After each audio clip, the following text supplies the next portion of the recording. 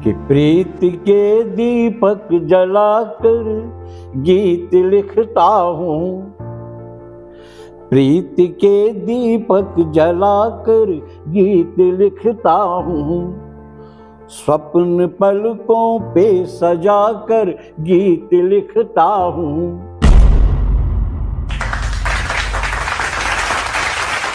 नमस्कार, मैं ऋषभ राज पाठक आपका लीड लैब के मंच से स्वागत करता हूं। जिस तरीके से हम लोग विभिन्न क्षेत्र के दिग्गजों को आपसे मिलाते हैं, उसी तरीके से आज हम लोग कला रत्न एवं साहित्य शिरोमणि ठाकुर वीरेंद्र सिंह चित्रकार, जो कि एक महान हस्ती हैं बुरहानपुर शहर की, तो हम चलते हैं उनका जीवन परिचय देखते हैं। सर, आपका लीड लैब के मंच पर स्वागत है। धन्यवाद। मैं वीरेंद्र सिंह ठाकुर आपके ऐतिहासिक जिले बुरहानपुर का कवि, साहित्यकार, गीतकार और चित्रकार मेरा उपनाम है। मंचों पे इस उपनाम से जाना पहचाना जाता है और मैं स्थानीय कार्यक्रम के अलावा प्रदेश स्तर पे भी कहीं मंच पड़े और अखिल भारतीय मंच पर भी मैं परस्पर जाता रहता हूँ और आज मेरे दौरे चलते रहते हैं साहित्य के क्षेत्र में। सर, जैसे कि आप चित्रकार हैं, कला से संबंध रखते हैं, तो हम जानना चाहेंगे कि आपका बचपन किस तरीके से गुजरा और आप किस तरीके से इस क्षेत्र में आए। बराबर, अच्छा प्रश्न है आपका। ये कला और साहित्य का जो विधा है, ये गॉड गिफ्टेड है। मैंने बाल्यावस्था से ही रंगों से, भाव के और रंगों से देखना, परखना, और यही नहीं, मैं चित्रकार के साथ शिल्पकार भी हूँ। प्लास्टर ऑफ पेरिस, मोम और मार्बल, सॉफ्टस्टोन, इसमें मैंने कहीं प्रतिमाएं उकेरी हैं। साथ ही साथ रंगों से कई चित्र बनाए हैं, जल रंगों से, ऑयल कलर से, पोर्ट्रेट्स और ख़ास तौर से प्राकृतिक चित्रण का विशेष मेरी रुचि रही है। यही नहीं, मैंने अपनी तस्वीरों को प्रदर्शनी में कई बार एग्जिबिट किया है और साथ ही साथ विदेशों में भी मेरे चित्र गए हैं, अच्छी खासी राशि में बिके हैं। वैसे व्यवसाय नहीं बनाया मैंने इसे, मेरा अपना एक संतोष होता था मुझे चित्र को उकेरने में, शिल्पकारी करने में, कविताएं लिखने में। तो शिल्पकला, चित्रकला और काव्य कला, ये तीनों भाव मुझे माँ सती के वरदान से मुझे मिली है, विरासत मुझे मिली है। सर, आपके बचपन के बारे में हम जानना चाहेंगे कि कैसा रहा वो बचपन। बचपन से ही बताया मैंने, जैसे कि शुरुआत से मुझे रंगों के साथ खेलने का, मिट्टी से आकार प्रकार देने का और कला साहित्य से जुड़ने का, छोटे छोटे कार्यक्रम में जाने आने का, मंच पे पहुंचने का एक बड़ा उत्साह रहा था कि जाया जाए, कुछ कहा जाए, कुछ पढ़ा जाए, और बाल अवस्था से ही होता है। और ये जो है कला और साहित्य की जो विधा है, ये जन्मजात और अभिजात होती है। सर, जैसे आप कला के क्षेत्र में आगे बढ़ना चाह रहे थे, तो वहाँ पर पेरेंट्स का सपोर्ट, समाज का सपोर्ट था, नहीं था? क्योंकि कहीं ना कहीं कला में जब व्यक्ति आगे बढ़ता है तो बच्चा सफल होगा, नहीं होगा, इसकी भी बात करते हैं पेरेंट्स। जैसे हम कहते हैं कि प्रथम गुरु माँ होती है, गुरु सबसे श्रेष्ठ है, और माँ तो ईश्वर तुल्य का, ईश्वर से बढ़ चढ़कर होती है, ईश्वर से बड़ी होती है।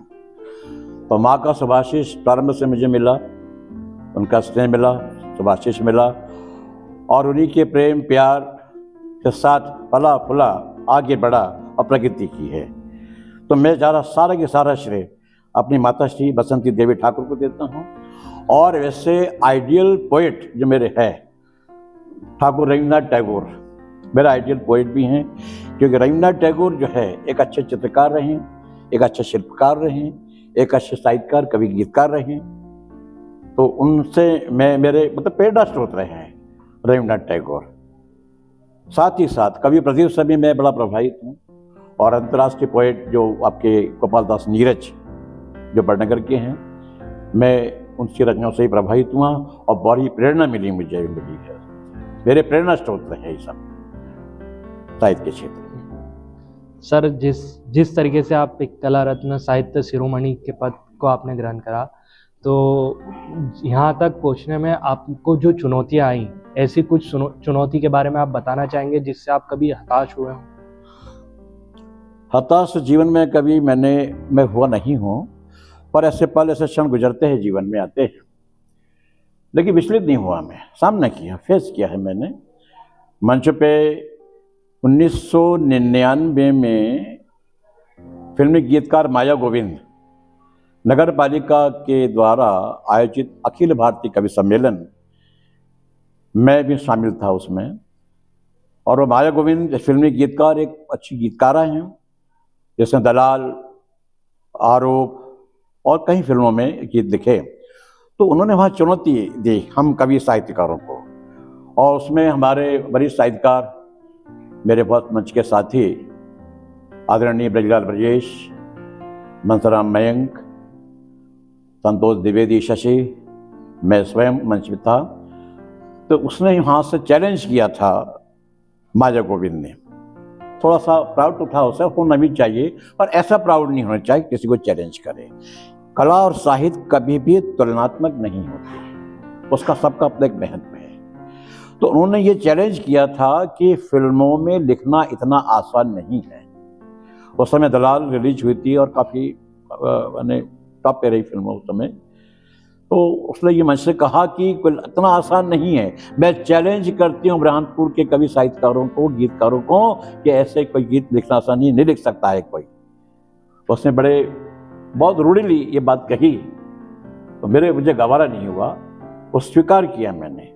और यही नहीं, मुझे बॉम्बे से एक नहीं 2 बार फिल्मों के लिए ऑफर आई गीत लिखने के लिए। ये दैनिक भास्कर के विशेषांक में मैं छप चुका हूँ आज से 20 साल पहले। परंतु मेरा जो लेखन है, मेरा सृजन, साहित्य सृजन जो है, वो एक अलग प्रकार का है।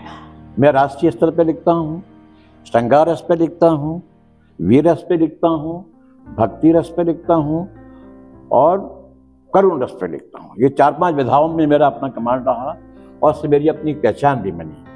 और रही बात फिल्मों में गीत लिखने की, जब चैलेंज किया था माया गोविंद ने, तो स्वीकार तो किया, लेकिन स्क्रिप्ट मेरे मनोरूप, मेरे अनुकूल नहीं रही।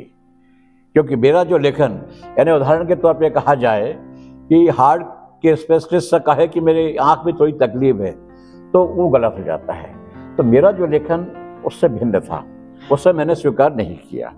वो गीत लिखने से मैंने अस्वीकार करके, नहीं, मैं आपकी भी नहीं लिखूंगा।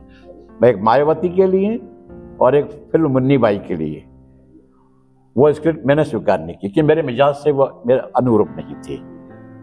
लेकिन उसके बाद मैंने कहीं ऐसे विषय पर और लिखा है जो चैलेंज किया गया है, और बाकायदा लिखा है मैंने। यानी जो चुनौतियां आई उसको आपने स्वीकार किया, उसको स्वीकार करवा भी दिया मैंने कि आपने विषय दिया, इस पे लिख के दिया है। सर, आप एक कवि हैं, गीतकार हैं, तो हम आपकी कुछ रचनाओं को सुनना चाहेंगे। ये सबसे अच्छी बात है मेरे लिए। एक कवि अपनी कविता में जब तक बात नहीं करे तो हमें भी आनंद नहीं आता, लगता है कि अधूरी बात रह गई है। ये सबसे बड़ा अच्छा प्रश्न मन को छू गया है, स्पर्श कर गया है। तो 4 पंक्तियों के माध्यम से ऐसा दिलाऊंगा आपको, आपकी टीम को खास तौर से, जो मुझे आपने याद किया है, तो उसको ऐसा दिलाकर सार्थक करने का प्रयास इन पंक्तियों के माध्यम से आपके चैनल के लिए, आपकी टीम के लिए खास तौर से देखिए। कि प्रीत के दीपक जलाकर गीत लिखता हूँ, प्रीत के दीपक जलाकर गीत लिखता हूँ, स्वप्न पलकों पे सजाकर गीत लिखता हूँ, स्वप्न पलकों पे सजाकर गीत लिखता हूँ, और प्रीत के दीपक जलाकर गीत लिखता हूँ। अपनी सारी खुशियाँ देकर मैं तुम्हें, अपनी सारी खुशियाँ देकर मैं तुम्हें, और दर्द सीने में छुपाकर गीत लिखता हूँ। और दर्द सीने में छुपा कर गीत लिखता हूँ। अपनी सारी खुशियाँ देकर मैं तुम्हें, और दर्द सीने में छुपा कर गीत लिखता हूँ, और दर्द सीने में छुपा कर गीत लिखता हूँ। मोदी ने, आदरणीय मोदी जी ने कोविड के समय कभी अंधेरा करके दीप जलाए, कभी घंटा बजाकर, बर्तन बजा करके जागृत किया। ये उनकी अपनी सोच थी और सार्थक भी रही जहाँ तक। तो एक 4 पंक्ति और देना चाहूँगा मैं, क्योंकि मेरे मन के, मेरे मिजाज का सवाल है तो इसमें रुकूंगा नहीं। और एक 4 पंक्तियाँ देना चाहूँगा। देखिए, खास तौर से कविता सांकेतिक भाषा है, इशारों में कही जाती है, पूरा गागर में सागर की तरह। देना चाहूँगा। देखिए, जब अंधेरा करके उजालों में दीप जला करके उन्होंने जो मैसेज, संदेश जो दिया है, और संदेश चाहे कविता हो, गीत हो, वक्तव्य हो, उसमें संदेश होना जरूरी है। तो संदेशात्मक भाव इस पंक्तियों के माध्यम से कि ये अंधेरे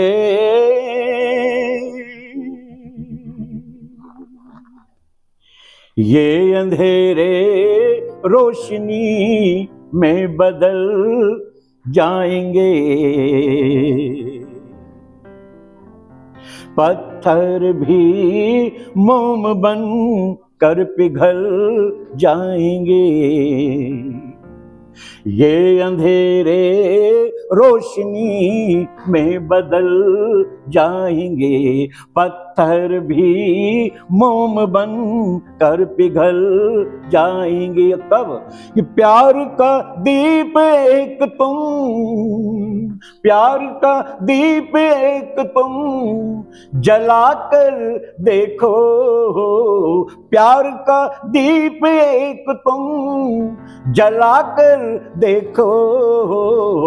मावस के ये घने रे भी ढल जाएंगे, हाँ ढल जाएंगे। कि प्यार का दीप एक तुम जलाकर देखो, मावस के ये घने रे भी ढल जाएंगे, हाँ ढल जाएंगे, हाँ ढल जाएंगे।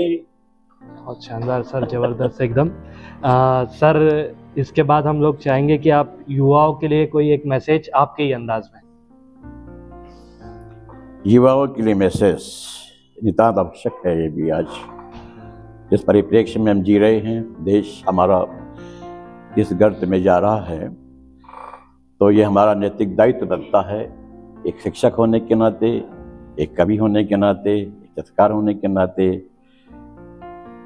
और नगर के प्रतिनिधि साहित्यकार होने के नाते ये हमारा नैतिक दायित्व बनता है कि नई पीढ़ी को हम मैसेज दें, संदेश दें। कुछ बच्चे आज जो है अपने लक्ष्य से भटकते जा रहे हैं, और ख़ास तौर से ये मोबाइल से जुड़ करके जिस प्रकार का जो हनन हो रहा है नई पीढ़ी का, नए किशोरों का, वो बड़ा चिंतनीय है, विचारणीय है, और अपने कर्मों से वो विमुख हो रहे हैं, सत्यता से दूर हो रहे हैं, असत्यता की तरफ निरंतर अग्रसर है, सत्य का मार्ग भूलते चले जा रहे हैं। तो एक 4 पंक्तियों के माध्यम से एक संदेश, मैसेज कि जब तक हम अच्छे कर्म नहीं करेंगे, कर्म की प्रधानता के भाव से ओतप्रोत नई पीढ़ी को खास तौर से मैसेज है।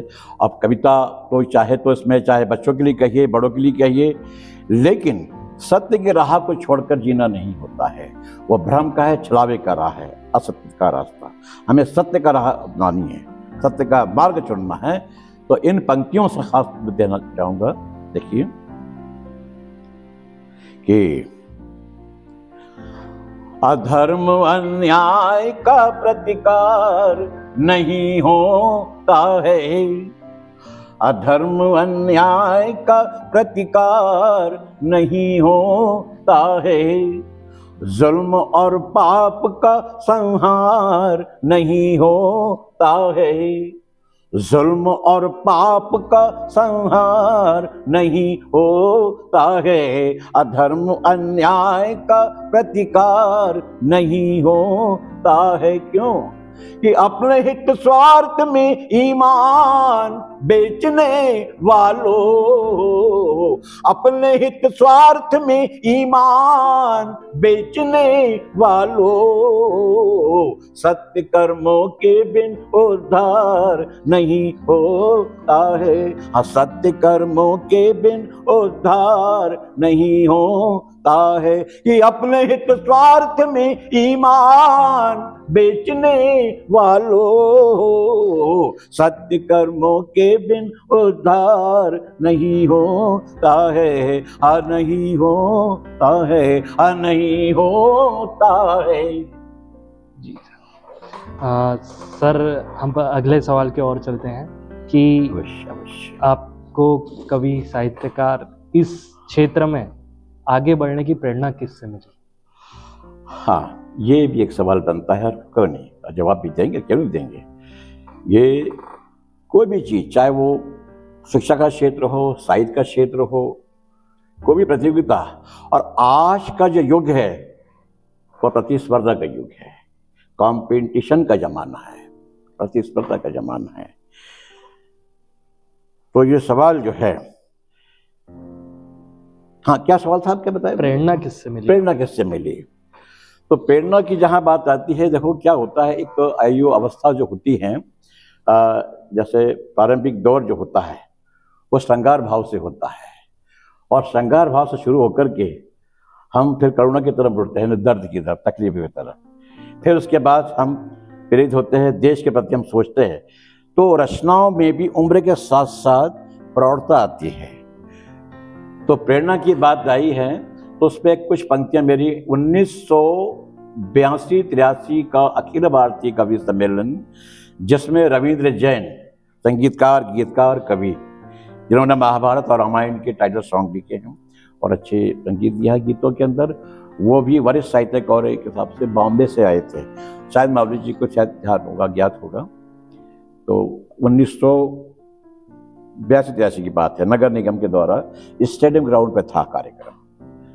तो उस समय अब वो सब साहित्यकारों के बीच बैठे हम, तो हमको वहाँ से जो प्रेरणाएं मिली, और प्रेरणा का प्रथम चरण जो होता है वो होता है श्रृंगार का। जैसे कि एक 20-25 साल की आयु में कोई कविता की तरफ टर्न होता है, मुड़ता है, और ये तो क्या गॉड गिफ्टेड है, हर किसी की बस की बात नहीं है कविता लिखना। लेकिन जब मुड़ता है, जुड़ता है, तो सबसे पहले प्यार मोहब्बत से शुरुआत होती है कविता की लेखन की। जब वो निराशा में आता है तो करुण रस पे आ जाता है, दर्द के भाव आ जाते हैं वहाँ। फिर थोड़ा आगे बढ़ के सोचता है, देखता है कि हमें देश के प्रति कुछ चाहिए। अब सब तो नहीं सोच सकते देश के लिए, और मेरा अपना ख्याल है, तो देश पे लिखे फिर हमने वीर रस पे आधारित लिखी है। तो प्रेरणा की जहाँ बात आती है, तो देखिए कल्पना शीर्षक को लेकर मेरे 1982-83 का वो कवि सम्मेलन मुझे आज भी याद है, और बहुत अच्छा कार्यक्रम रहा।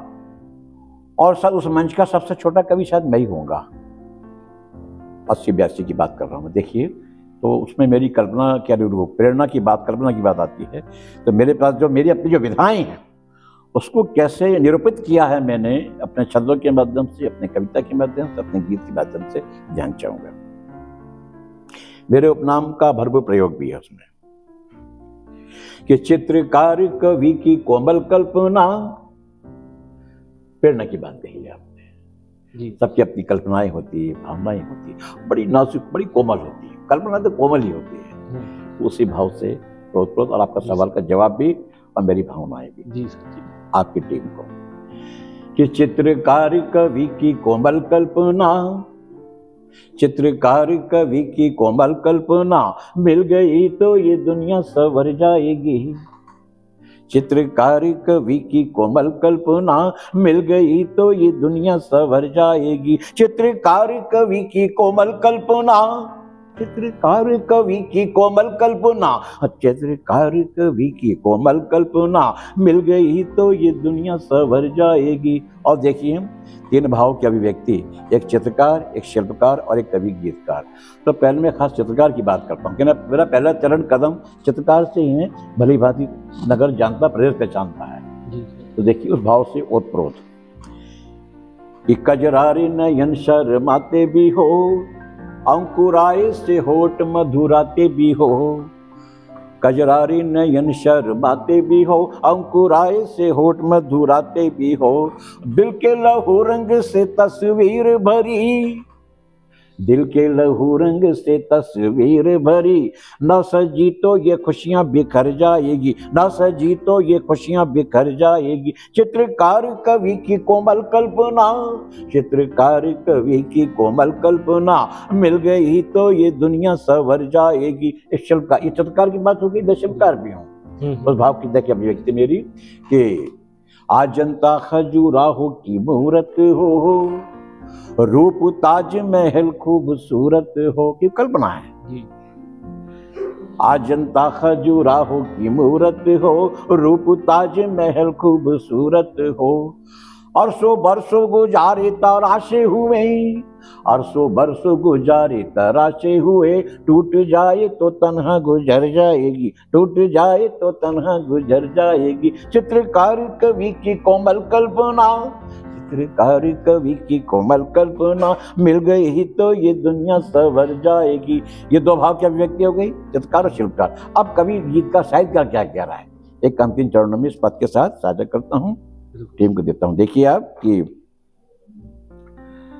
चाल नाजुक सी हिरणी मयूर सी हो, चाल नाजुक सी हिरणी मयूर सी हो, जुल्फे बिखरी कारी बदरारी सी हो। ये प्रारंभिक दौर की रचना की बात कर रहा हूँ, आप बता रहा हूँ मैं आपको, अरे 40-54 साल पहले की बात। हाँ सर। कि चाल नाजुक सी हिरणी मयूर सी हो, जुल्फे बिखरी कारी बदरारी सी हो, कविता श्रृंगार की मैं रचता रहूं, कविता श्रृंगार की मैं रचता रहूं, कविता श्रृंगार की मैं रचता रहूं, रूठे स्वर तो कलम ये ठहर जाएगी, रूठे स्वर तो कलम ये ठहर जाएगी, रूठे स्वर तो कलम ये ठहर जाएगी, चित्रकार कवि की कोमल कल्पना, चित्रकार कवि की कोमल कल्पना, मिल गई तो ये दुनिया संवर जाएगी, मिल गई तो ये दुनिया संवर जाएगी, हाँ मिल गई तो ये दुनिया संवर जाएगी।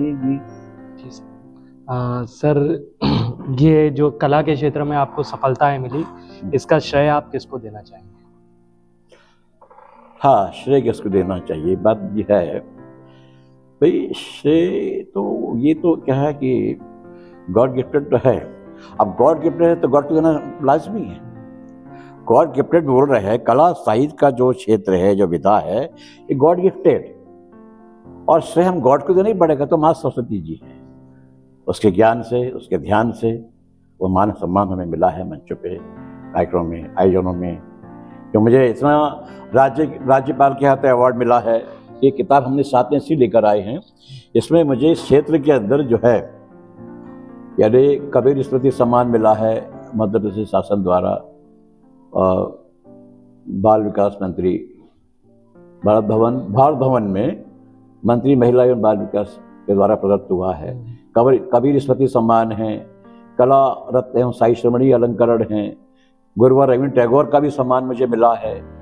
और अब तो मुझे खुद को ही मालूम इतने अवार्ड, अभी 7 साल पहले की किताब है, 7 साल में और 7 और अवार्ड मिल गए हैं। तो ऐसे अनंत जो है, कवियत्री सुभद्रा कुमारी चौहान है, गंगा गौरव सम्मान है, शब्द सारथी सम्मान है। अब इसको अगर विस्तार से पढ़ूंगा तो बहुत टाइम लग जाएगा, तो मैं शॉर्ट में पढ़ रहा हूँ। शब्द साधक सम्मान है, साहित्य प्रतिभा सम्मान है, शब्द रत्नाकर सम्मान है, सद्भावना सम्मान, पारसमणि सम्मान, मुसव्विर एहसास का सम्मान मिला है, किताब मिला है, ये कला रत्न अलंकरण मिला है, आदर्श शिक्षक का भी सम्मान मुझे मिला है, पतित पावन प्राप्ति सम्मान बुरहानपुर जिले से भी मुझे मिला है, राष्ट्र गौरव सम्मान मिला, साहित्य मनीषी, श्रेष्ठ गीतकार, साहित्य शिखर सम्मान, हिंदी सेवी सम्मान। और ये सारे सम्मान भोपाल, मध्य प्रदेश भोपाल से, ग्वालियर से, यही नहीं ग्वालियर में साहित्य अकादमी से मेरी किताब को भी दिया गया, अवार्ड दिया गया है। और दूसरी किताब भारत भवन भोपाल से जब शिक्षा मंत्री थी अर्चना दीदी, उनके हाथों सम्मान हुआ है कार्यक्रम में मुझे भारत भवन भोपाल में कार्यक्रम। बहुत सर, आपने लीड लैब के टीम के सारे सवालों का जवाब बड़ी बखूबी तरीके से दिया है। अब आखिरी सवाल कि आपको इस मंच पर आने के बाद कैसा लगा? ये आखिरी सवाल मत कहो, फिर अब जाते हो और 2-3 सवाल पूछो तो हमको भी अच्छा लगे, हमारे क्षेत्र में मजाक की बात है। अच्छा क्यों नहीं लगेगा? हमारे विधाओं को प्रसारित करने की जो संस्था की टीम बैठी है, तो हम जितने जब रचनाकार जो लोग हैं, साहित्य सजग जो लोग हैं, हमारी जो मंशा रचना धर्मिता और उसे निभाने की जो मंशा है, और उसमें कोई टीम हमें बुलाती है तो सब खुशी की बात है। बहुत अच्छा लगा। ये तो सवाल होना ही नहीं चाहिए, ये तो बिल्कुल बनता कि बहुत अच्छा लगेगा।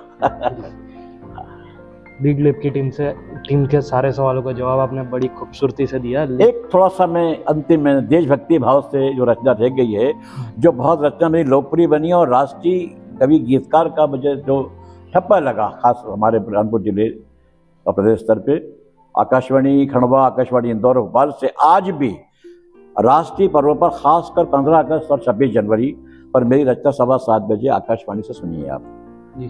उसका सम्मान निधि मुझे ऑनलाइन आ जाती है। बरसों से रिकॉर्डिंग चलता है, आप कभी भी ऑन करके देखिए आप, तो आपको मेरी रचनाएं का प्रसारण, मेरी गीत देशभक्ति राष्ट्रभक्ति भाव से उत्पन्न कविताओं का प्रसारण होता है। तो मैं चाहता हूं कि अंतिम सवाल के साथ रचनाओं से मैं अभिभूत करा सकूं, ताकि जो विधाएं मेरी 4-5 जो है, तो उसमें कहाँ पर किस, तो राष्ट्रीय तक जो विधा है मेरी वीर रस पे आधारित, तो कुछ पंक्तियां मैं देना चाहूंगा। लहर लहर लहराए ध्वज, लहर लहर लहराए रे, लहर लहर लहराए ध्वज, लहर लहर लहराए रे, स्वतंत्रता पावन क्षणों में गीत हर्ष गाए रे, लहर लहर लहराए ध्वज, लहर लहर लहराए रे, स्वतंत्रता पावन क्षणों में गीत हर्ष गाए रे, लहर लहर लहराए ध्वज, लहर लहर लहराए रे, लहर लहर लहराए रे, लहर लहर लहर लहर लहर लहर लहर लहराए ध्वज, लहर लहर लहराए रे, स्वतंत्रता पावन क्षणों में गीत हर्ष गाए रे, लहर लहर लहराए ध्वज, लहर लहर लहराए रे, लहर लहर लहराए रे, वीरों का महान देश, शूरों का जहान है, गोद में वतन शहीदों तीरों का मचान है, वीरों का महान देश, शूरों का जहान है, गोद में वतन शहीदों तीरों का मचान है, अतीत के पवन झकोरे याद फिर दिलाए रे, याद फिर दिलाए रे, लहर लहर लहर लहर लहर लहर लहर लहराए ध्वज, लहर लहर लहराए रे, स्वतंत्रता पावन क्षणों में गीत हर्ष गाए रे, लहर लहर लहराए ध्वज, लहर लहर लहराए रे, लहर लहर लहराए रे, सत्यता हो लक्ष्य देश भक्तता की आस हो, पवित्रता हो रक्तता में त्याग वीर सुभाष हो, सत्यता हो लक्ष्य देश भक्तता की आस हो, पवित्रता हो रक्तता में त्याग वीर सुभाष हो, खून से लिखा हुआ इतिहास गुनगुनाए रे, इतिहास गुनगुनाए रे, लहर लहर लहर लहर लहर लहर लहर लहराए ध्वज, लहर लहर लहराए रे, स्वतंत्रता पावन क्षणों में गीत हर्ष गाए रे, लहर लहर लहराए ध्वज, लहर लहर लहराए रे, लहर लहर लहराए रे, लहर लहर लहराए रे।